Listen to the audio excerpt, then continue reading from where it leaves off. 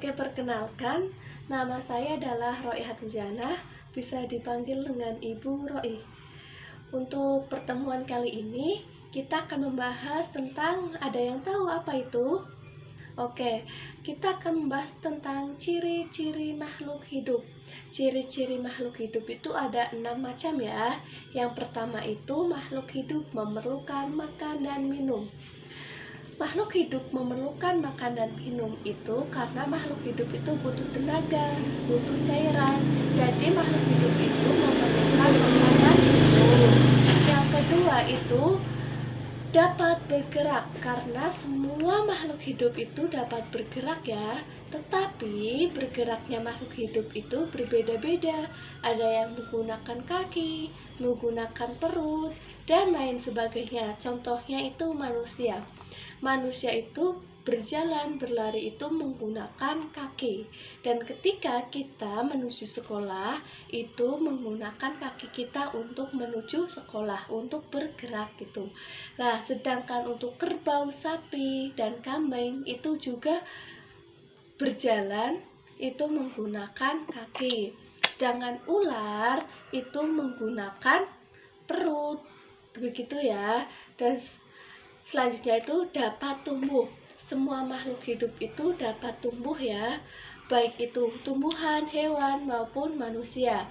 Nah, sedangkan tumbuhan itu dari mulai biji menjadi sebuah pohon, kayak gitu. Nah, kalau manusia dari mulai bayi, balita, dewasa, dan orang tua, begitu. Begitu saja dengan hewan ya. Selanjutnya itu dapat berkembang biak. Semua makhluk hidup itu dapat berkembang biak ya. Manusia itu berkembang biak dengan cara melahirkan.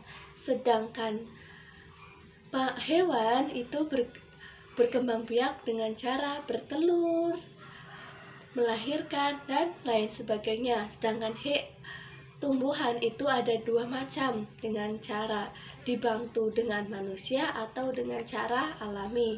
Dan selanjutnya itu dapat bernapas.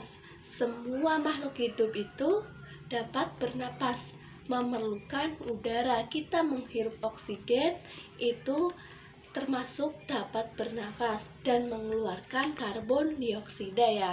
Selanjutnya itu menggapai rangsang.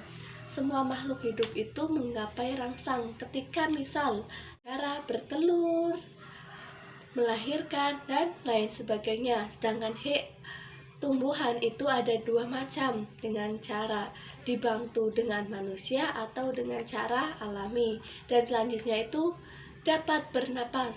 Semua makhluk hidup itu dapat bernapas, memerlukan udara. Kita menghirup oksigen itu termasuk dapat bernafas dan mengeluarkan karbon dioksida ya.